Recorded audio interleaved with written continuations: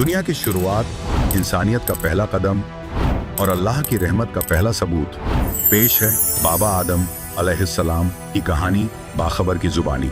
नाजरीन, आज हम उस मुकद्दस शख्सियत की जिंदगी के उन पन्नों को खोलेंगे जिनमें इबादत, तौबा और सब्र का बेहतरीन सबक छिपा है। वो पहले इंसान जिन्हें अल्लाह ने अपनी शक्ति से बनाया, जिन्हें जन्नत का मेहमान बनाया और जिनके जरिए इंसानियत का सिलसिला शुरू हुआ। आज हम आपको ले चलेंगे एक सफर पर जहां कुरान की आयतें और हदीसें हमें इंसान के मकसद ए हयात की याद दिलाएंगी।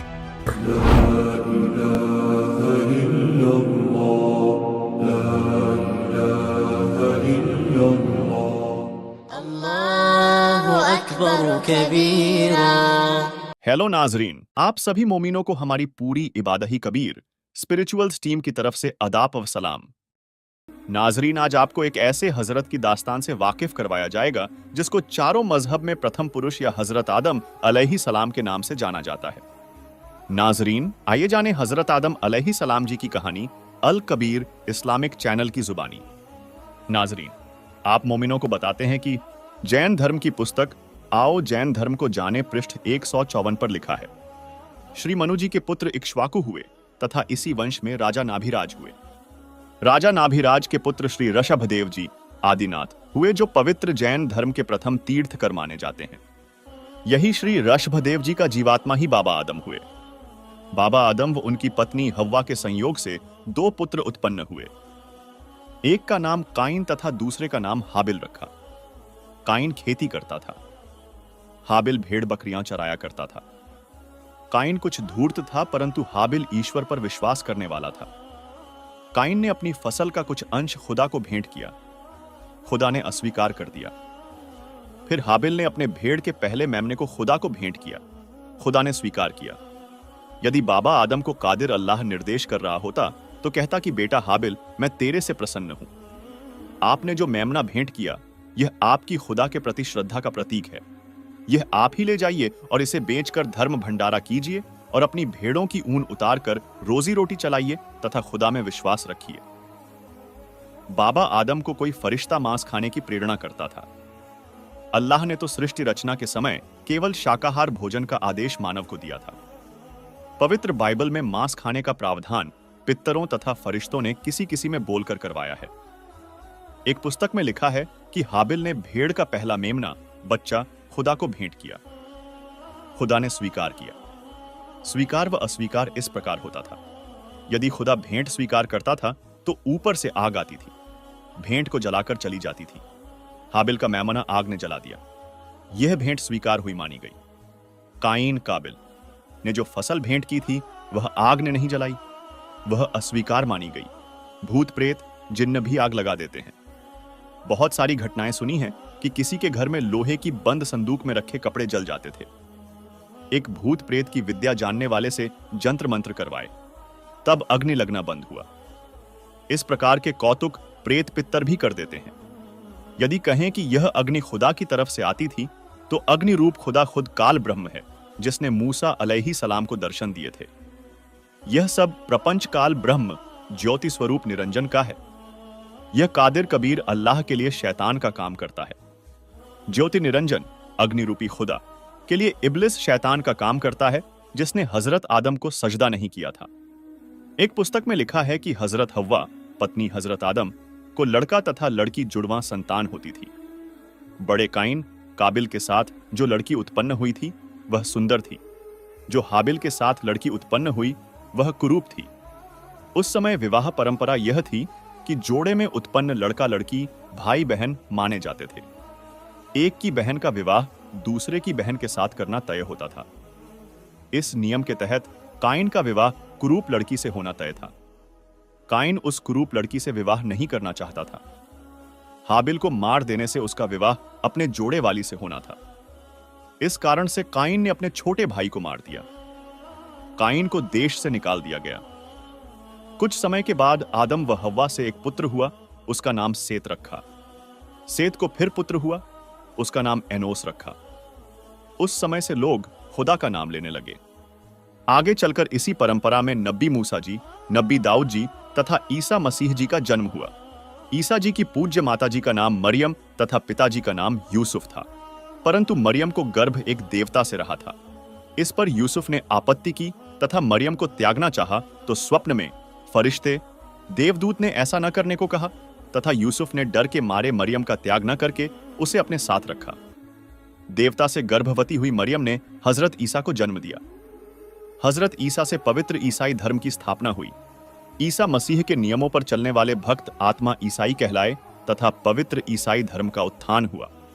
नाजरीन, आइए अब आपको सुनाते हैं हजरत आदम जी की जीवन की सच्चाई, जो कि बाखबर संत रामपाल जी महाराज जी ने बताई। ये देखिएगा, जीवनी हजरत मोहम्मद सल्लल्लाहु अलैहि वसल्लम, मोहम्मद इनायतुल्लाह सुबहानी। ये देखिएगा,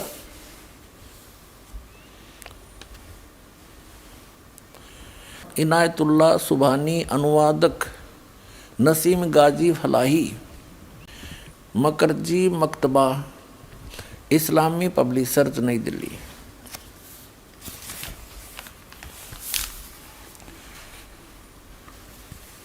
इस्लामी जीवनी हजरत मोहम्मद SAW, हिंदी, इस्लामी साहित्य ट्रस्ट, प्रकाशन 81 सर्वाधिकार प्रकाश का अधीन।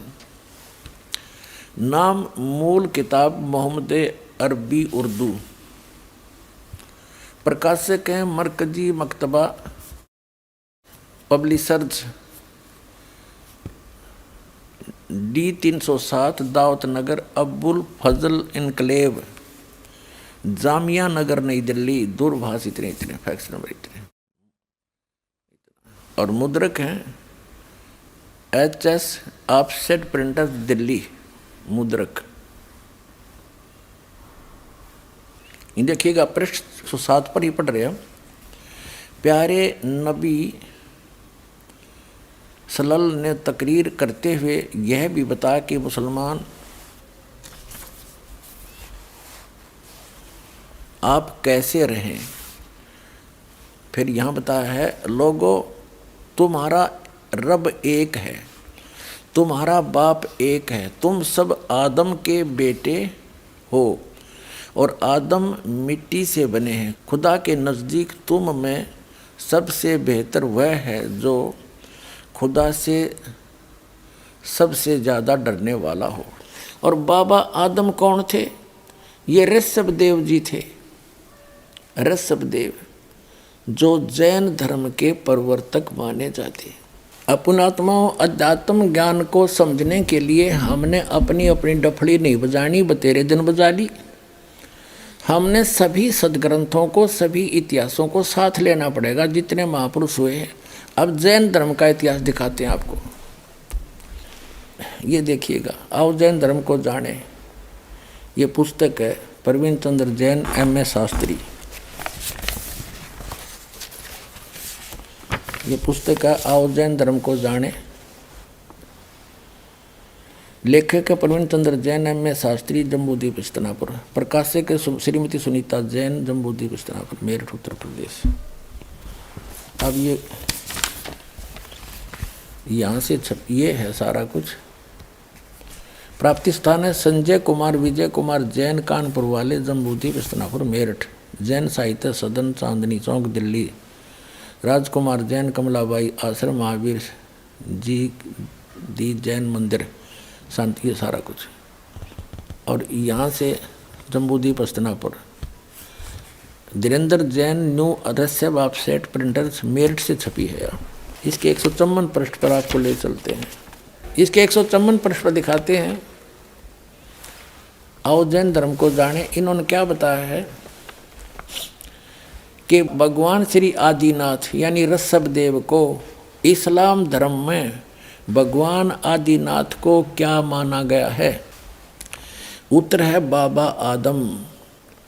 ऋषभदेव जी जो जैन धर्म के प्रवर्तक हैं, वो मृत्यु के उपरांत बाबा आदम के रूप में प्रकट हुए। तो हमारे संस्कार आपस में रले मिले हैं, ये बाद में हम बंटते चले गए। और बांट दिए इस काल भगवान ने। अपने सतर का अलग अलग ज्ञान दे दिया और अपने फरिश्ते भेज के, अपने दूत भेज के अलग अलग स्थानों पर अलग अलग ज्ञान से भरमार कर दी, जो वेद विरुद्ध यानी सूक्ष्म वेद के विपरीत भी है। नाजरीन, आइए अब आपको दिखाते हैं एक सच्चे मुस्लिम भगत अनवर अली की कहानी, उन्हीं की जुबानी। नमस्कार सर। नमस्कार। सर क्या नाम है आपका? अनवर अली। अनवर अली जी, आप कहाँ के रहने वाले हैं? हम यूपी के गोरखपुर मंडल के महाराजगंज जिले के निचलौल क्षेत्र के रहने वाले हैं। अनवर अली जी, संत रामपाल जी महाराज से नाम दीक्षा आपने कब ली? हमने संत रामपाल जी महाराज जी से नाम दीक्षा 11 सितंबर 2014 को ली। सर, संत रामपाल जी महाराज से नाम दीक्षा लेने से पहले क्या आप कोई भक्ति साधना भी करते थे? हम संत रामपाल जी महाराज से नाम दीक्षा लेने से पहले अपने समाज में जैसे रोजे रखना, नमाज पढ़ना, ईद बकरीद मनाना, बाकी वगैरह किया करते थे। हाँ, जो मुस्लिम धर्म की जो सारी साधनाएं सब किया करते थे। सर, आपने बताया कि आप मुस्लिम धर्म से बिलोंग करते हैं और मुस्लिम धर्म में जो साधनाएं होती हैं वो सब करते थे, तो फिर संत रामपाल जी महाराज की शरण में आप कैसे आए? सर, हम संत रामपाल जी महाराज की शरण में ऐसे आए कि हमारे ऊपर एक केस हो गया था, जिसकी वजह से हम जेल चले गए थे। और जेल में हम रोजे भी रखते थे, नमाज भी करते थे, सारी साधनाएं करते थे और खुदा से बार बार यही प्रार्थना करते थे कि मालिक जो मेरे ऊपर केस लग गया है उसे हटवाओ और मुझे यहाँ से ज़मानत दिलवाओ, क्योंकि उस केस में मेरा ज़मानत नहीं हो रहा था। मैं बहुत ही परेशान था। तो मैंने सारी साधनाएं करके थक लिया, लेकिन मुझे कोई लाभ नहीं मिल रहा था। तो जेल में ही एक कैलाश नाम के आया करते थे ओम शांति के, जो ब्रह्मा कुमारी के, वो योग सिखाते थे और मुरली सुनाते थे। तो कुछ पंडित जी लोग थे, तो मुझे कहे कि ऐसा बात है, चलो ओम शांति में और वहाँ तुम्हें कुछ शांति मिलेगी, वहाँ ठीक से रहना। तो मैं ओम शांति में भी जाता था, वहाँ भी अर्जी लगाया, प्रार्थना लगाया कि अगर आप ही भगवान हैं, आप ही ब्रह्मा बाबा हैं, तो हमारी जमानत कराइए और हम यहाँ से बाहर निकलें ताकि आपके चरणों में सदैव लगे रहेंगे। लेकिन वहाँ भी हमें कोई लाभ नहीं मिला। तो मुझे जेल में ही ज्ञान गंगा पुस्तक मिली और ज्ञान गंगा पुस्तक को मैं लगा पढ़ने। जब पढ़ता था तो पहले मुझे नींद आती थी और बहुत ही आनंद आता था, तो मैं उसे नींद वाली पुस्तक मान लिया और लगा पुस्तक पढ़ने और आनंद लेने। 2 दिन 4 दिन 10 दिन पढ़ते पढ़ते मैं उस पुस्तक को पूरा डिटेल से पढ़ लिया और उसमें पाया कि सारा ही उसमें प्रमाणित ज्ञान है। उसमें कुरान से, बाइबल से, यजुर्वेद, अथर्ववेद, सामवेद, गीता, सारे शास्त्रों का प्रमाण ज्ञान था। उसमें कुरान की भी 2-4 आयतें पाई, जो कि सूरत फुरकानी 25 आयत नंबर 52 से 59 तक उसमें दिया था कि जिसने 6 दिन में सृष्टि रची और 7वें दिन तख्त पे जा विराजमान हुआ, वह अल्लाह कबीर है। उसके बारे में किसी बाखबर से पूछो जो तत्व से उसे जानता हो।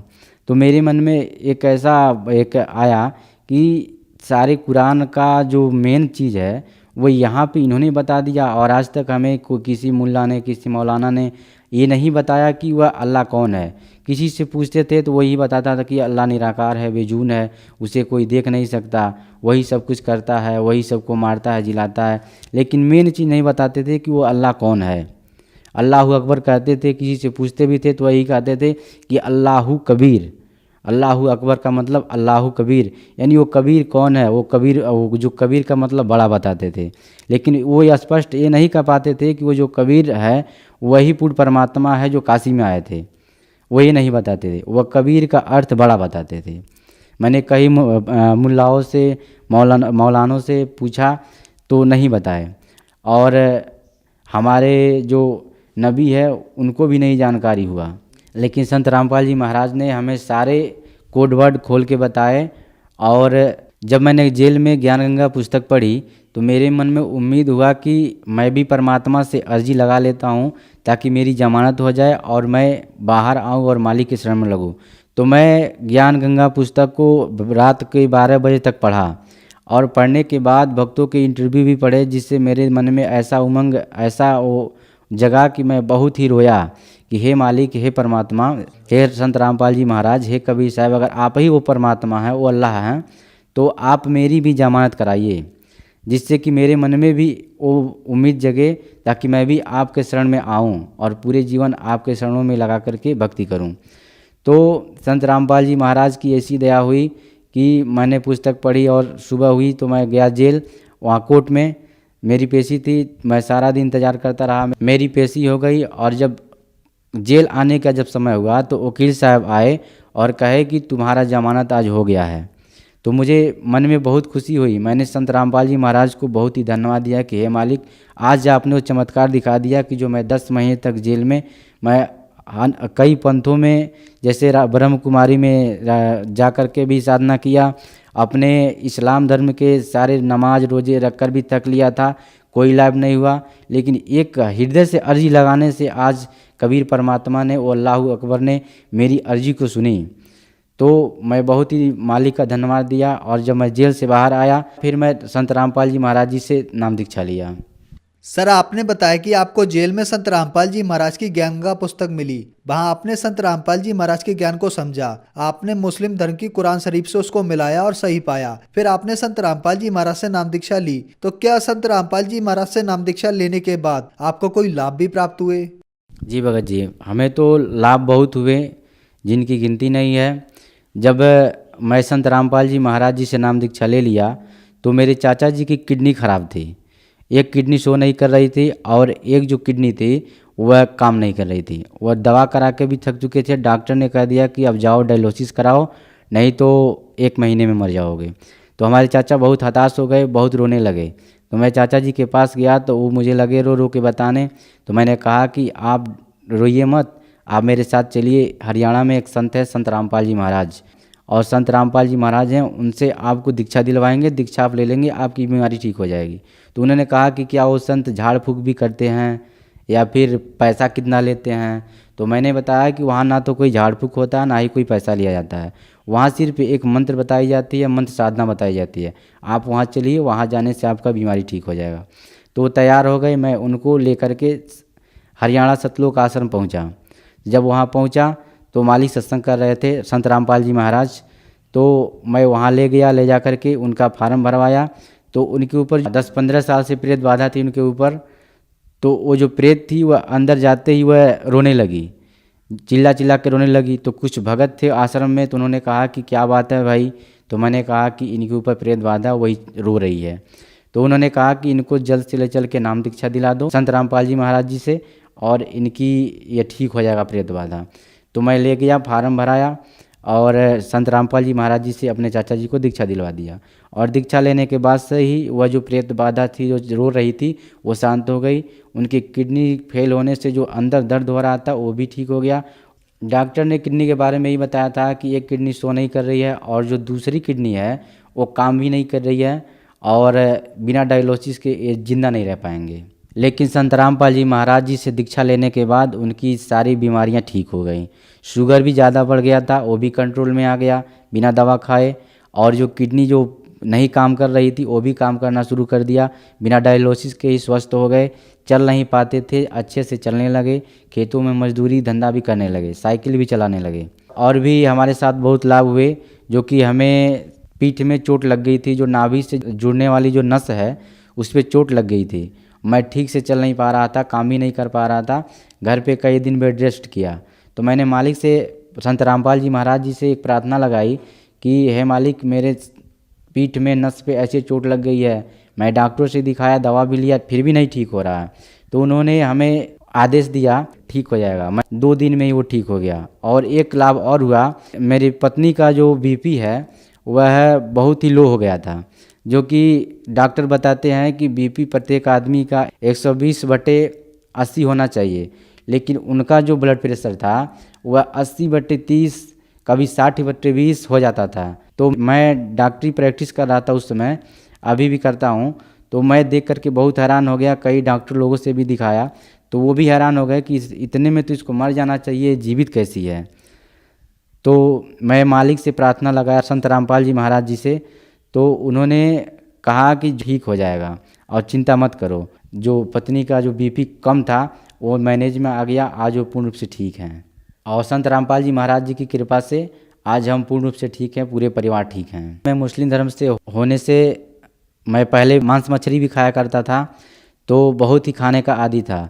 लेकिन जब से संत रामपाल जी महाराज जी का ज्ञान गंगा पुस्तक पढ़ा और उससे मुझे ज्ञान हुआ कि मांस मछली खाने वाला कितने नरक में जाता है, तब से मेरा हृदय एकदम पलट गया, मैं उधर देखता भी नहीं हूँ।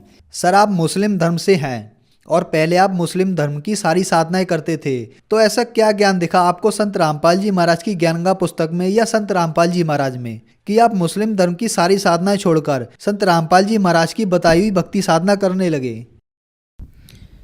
सर, मुझे ये चीज़ ये मिला कि आज तक जितने हमारे समाज के मुस्लिम धर्म के मौलाना साहब हैं, चाहे मुल्ला साहब हैं, काजी साहब हैं, उन्होंने इतना ही बताया कि कुरान को सिर्फ पढ़िए, उसकी जो अरबी लैंग्वेज है सिर्फ उसको पढ़िए, समझाते नहीं है, बताते नहीं है कि इसका अर्थ क्या है, मतलब क्या है, वो अल्लाह कौन है, उसकी पाने की विधि क्या है, कैसे मिलेगा। वो इतना ही बताते हैं कि वो जो खुदा है बेजून है, निराकार है, उसे कोई देख नहीं सकता और वही सब कुछ करता है, धरता है, सबको मारता है। लेकिन संत रामपाल जी महाराज ने ज्ञान गंगा पुस्तक में, जीने की राह पुस्तक में, सारी जितनी पुस्तकें हैं सब में उन्होंने खोल खोल के बता दिया कि कुरान शरीफ के सूरा 25 आयत नंबर 52 से 59 में, सूरत फुरकानी में, उसमें साफ साफ लिखा है कि जिसने 6 दिन में सृष्टि रची और 7वें दिन तक पे जा विराजमान हुआ, वह अल्लाह कबीर है, उसकी खबर किसी बाखबर से पूछ देखो। और मैंने कई मुल्लाओं से पूछा कि ये बाखबर कौन होता है, इसका मतलब क्या होता है, तो वो ये नहीं बता पाते बाखबर कौन होता है। तो मुझे संत रामपाल जी महाराज से ज्ञान हुआ कि वो बाखबर वो होता है जिसे सारी भाषाओं का ज्ञान हो, जिसे सारे वेदों का, सारे ग्रंथों का ज्ञान हो, जो सब कुछ खरा खरा खोल के बता दे, वो परमात्मा कौन है, अल्लाह कौन है, खुदा कौन है, उसके बारे में सब कुछ बता दे, वही बाखबर होता है। तो मैंने कई मौलाना से पूछा, काजियों से पूछा कि वो बाखबर आप हैं या फिर कोई और है, उससे मुझे मिलाइए, मुझे अल्लाह के बारे में जानकारी चाहिए। तो किसी ने नहीं बताया। वो सिर्फ अरबी भाषा का वो ज्ञान रखते हैं। वो यही मानते हैं कि जो अरबी पढ़ना जानता है वही मुसलमान है, जो नहीं पढ़ पाता वो नहीं है, वो इतना ही जानते हैं। तो मुझे संत रामपाल जी महाराज से ये ज्ञान हुआ और मैंने कुरान शरीफ को ये भी पढ़ा, उसमें सूरा 42 में आयत नंबर 1 जो है हामीम ऐन सीन का जो कोड वर्ड है, उस पूर्ण परमात्मा के पाने का, जाप करने का, जो कि वो तत्वदर्शी संत ही बताता है, इसके बारे में भी जानकारी हुआ। हमने कई मुल्लाओं काजियों से पूछा तो इसके बारे में उनको बेहद रूप से जानकारी नहीं थी। उन्होंने ही बताया कि हमारे नबी को इसके बारे में नहीं पता है तो हम कैसे बताएं। कई लोगों ने इधर उधर की बातें कह के भरमाए।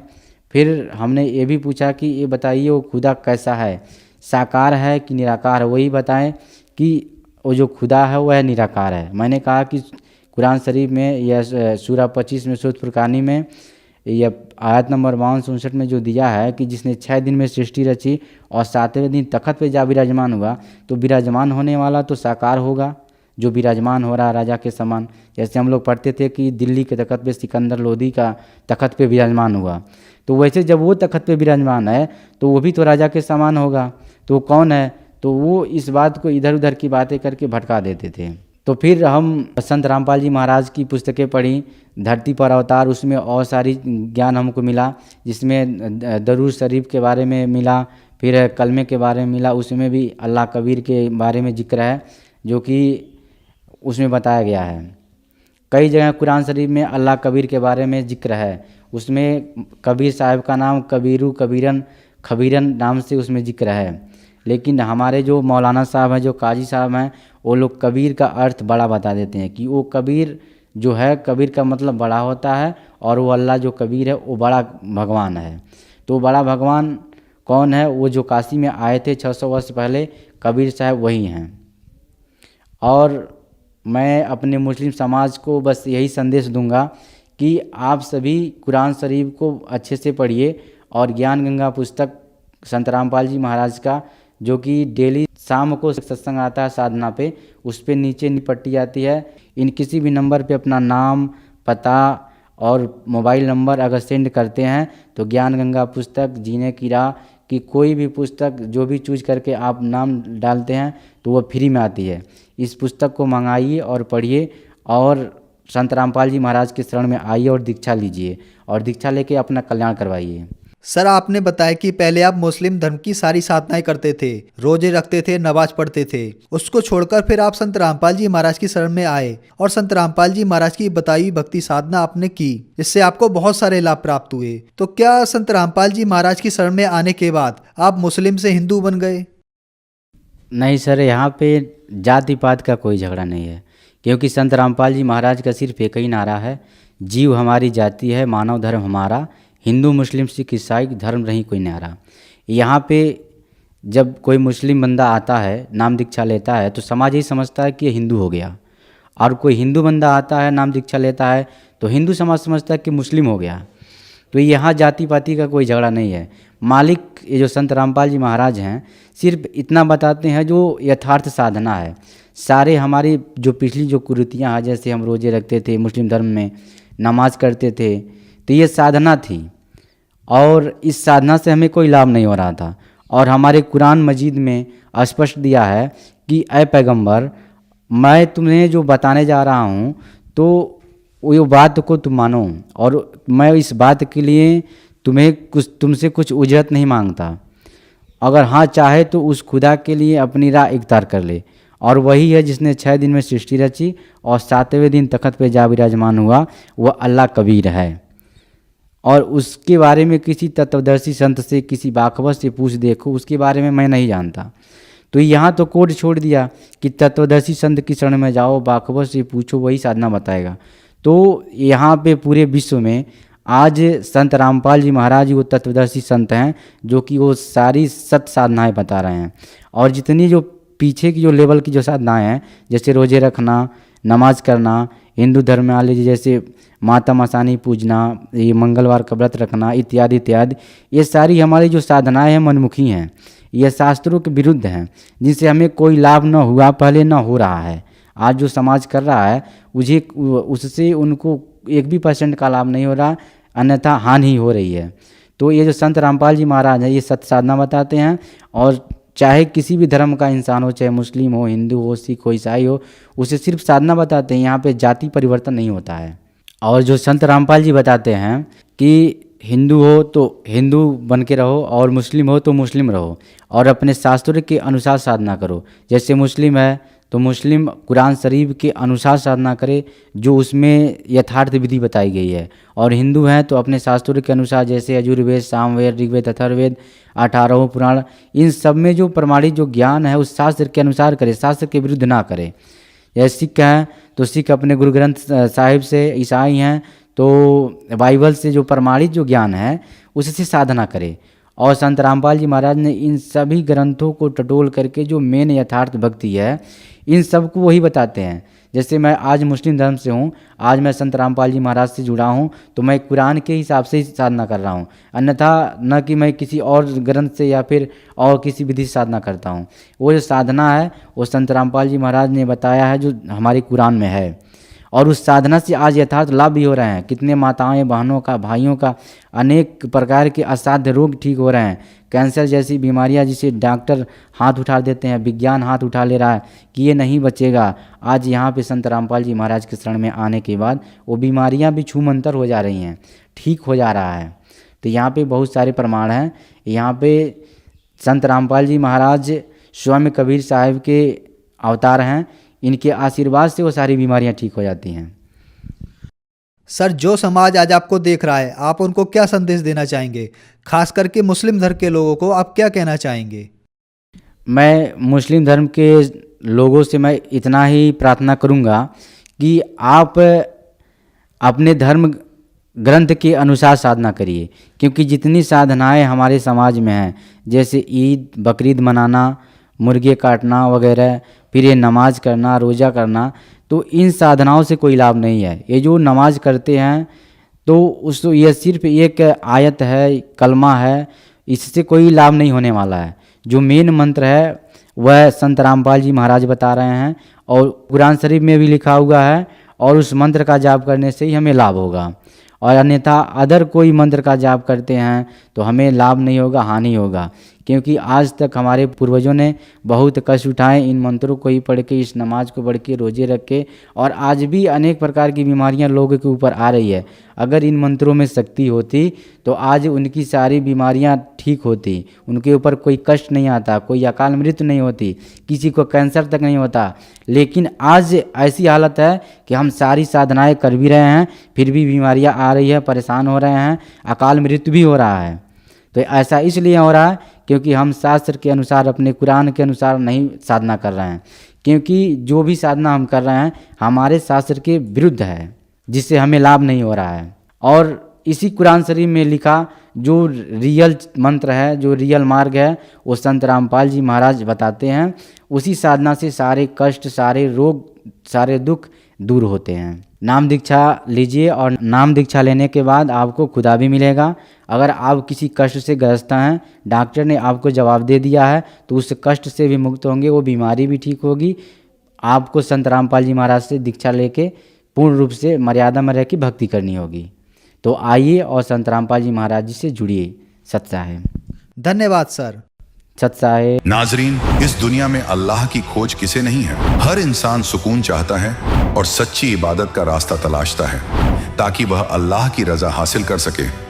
लेकिन इस दुनिया में सही राह दिखाने वाला कोई मिलना मुश्किल है। मगर जैसे अनवर अली ने सच्चे बाखबर की तलाश की और सही इबादत करके असली सुकून पाया, वैसे ही आज के दौर में कई लोग सच्ची इबादत की तरफ बढ़ रहे हैं। नाजरीन, आज के दौर में अगर सच्ची राह की बात करें तो आज के समय में खुदा कबीर साहिब जी के सच्चे रहनुमा बाखबर संत रामपाल जी महाराज जी हैं। उनकी तालीमात से लोग न सिर्फ सच्ची इबादत का मतलब समझ रहे हैं बल्कि अल्लाह की रजा भी हासिल कर रहे हैं। कुरान शरीफ की सूरा अश-शूरा 42 आयत नंबर 1 से 2, हामिम और ऐन सीन काफ, ये दोनों सांकेतिक मंत्र हैं। हजरत मोहम्मद जी से लेकर मौलानाओं ने बताया है कि इन मंत्रों का रहस्य केवल खुदा ही जानता है। आज के समय में सच्चे खुदा के रसूल और नबी जो इनका वास्तविक अर्थ बता सकते हैं, वे हैं बाखबर संत रामपाल जी महाराज। नाजरीन, मुसलमान सही तरीके से इबादत नहीं कर पा रहे हैं और इस वजह से उन्हें जन्नत नसीब नहीं होगी। वो गुनाह पर गुनाह किए जा रहे हैं। मगर बाखबर संत रामपाल जी महाराज मौजूदा दौर में सच्ची इबादत का सही तरीका बता रहे हैं। जी हाँ, संत रामपाल जी महाराज के दुनिया भर में 500 से ज्यादा नामदान केंद्रों पर हजारों मुसलमान भाई बहनों ने सच्ची इबादत को अपनाया है और अपनी जिंदगी के बड़े से बड़े रोग और दुखों से निजात पाई है। आइए सुनते हैं उन्हीं की जुबानी। संत रामपाल जी महाराज से जैसे ही प्रार्थना की तो नेक्स्ट डे ही वो मेरा सर्वाइकल बिल्कुल ठीक हो गया। मेरा बच्चा 3 घंटे तक बेहोश रहा। 3 घंटे के बाद बिना दवा के और बिना किसी के संत रामपाल जी महाराज जी ने बच्चे को ठीक कर दिया। संत रामपाल जी महाराज ने बोला था कि बेटा भक्ति करो, दया करेंगे परमात्मा।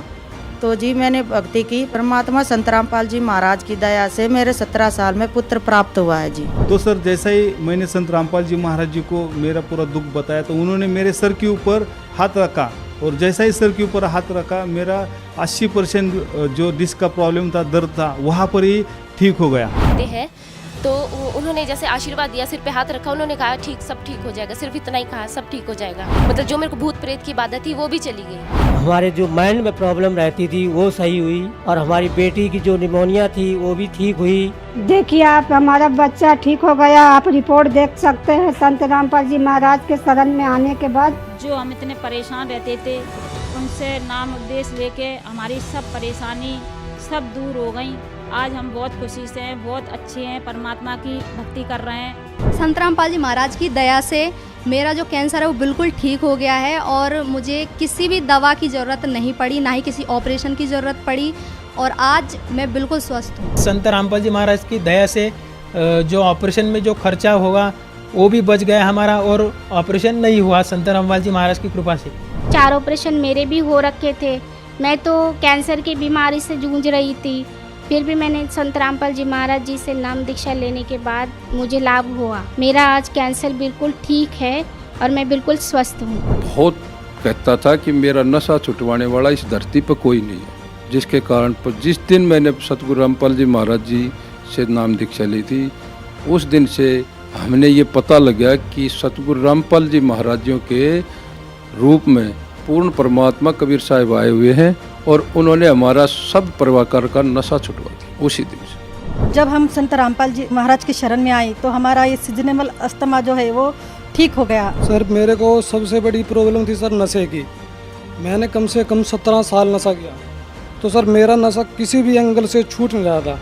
सर जैसे मैंने संत रामपाल जी महाराज जी से नाम दीक्षा ली और लेते सर उन्होंने जो मंत्र दिए मेरे को, सर उनके मंत्रों से ही नशा छूट गया। सर संत रामपाल जी महाराज ने वो मेरी 40 साल की उम्र में मेरी मौत थी उसको काट दी, और आज मैं आपके सामने सदगुरु रामपाल जी महाराज से की दिया से मेरे कोई बीमारी नहीं कोई कष्ट, और मेरे शारीरिक आर्थिक और मानसिक सारे लाभ संत रामपाल जी महाराज की कृपा से मिल गए। तो संत रामपाल जी महाराज जी हिंदू संत है, वो कैसे मुसलमानों के बारे में बता सकते हैं? हिंदू संत नहीं, सबके हम बता रहे हैं, ये हिंदू है, ये हिंदू नहीं, ये अल्लाह का नबी पैगंबर है। इस विश्व में आज तत्वदर्शी संत ये रामपाल दास है, जिला हिसार, हरियाणा।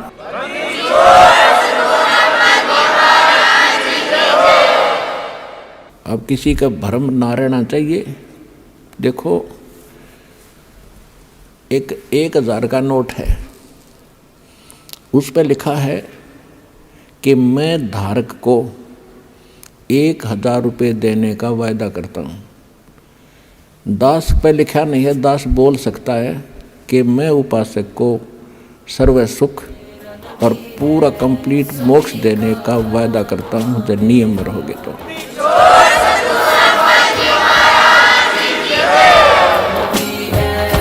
जिसे आदम से पहले था बनाया, जिसे आदम से पहले था बनाया, जिसे आदम से पहले था बनाया, वही तो बाखुदा मेरा नबी है, वही तो बाखुदा मेरा नबी है।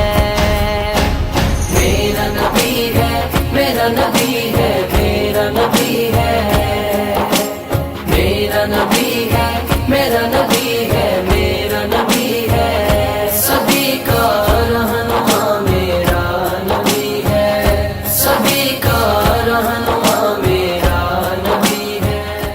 नाजरीन, जैसा कि आपने देखा, अनवर अली जैसे और भी कई भाई बहनों ने अपने सुख साझा की, और यह सुख सभी को बाखबर संत रामपाल जी महाराज जी के जरिए मिला, क्योंकि संत रामपाल जी महाराज जी ने इन्हें सच्ची इबादत सिखाई और सत मार्ग का ज्ञान करवाया।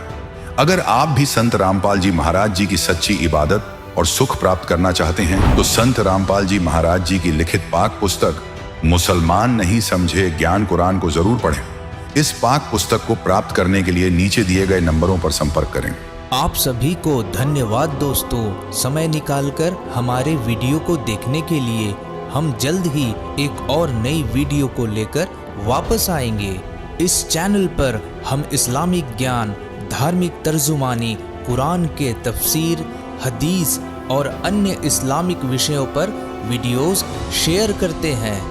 हम इस्लाम के मूल्यों और नए रास्ते के बारे में चर्चा करते हैं और आपके जीवन को एक सकारात्मक रूप में प्रभावित करने के लिए प्रेरित करते हैं।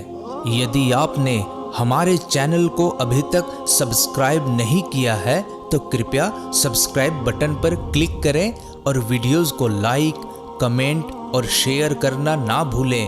आप हमें अन्य सोशल मीडिया पर भी फॉलो कर सकते हैं।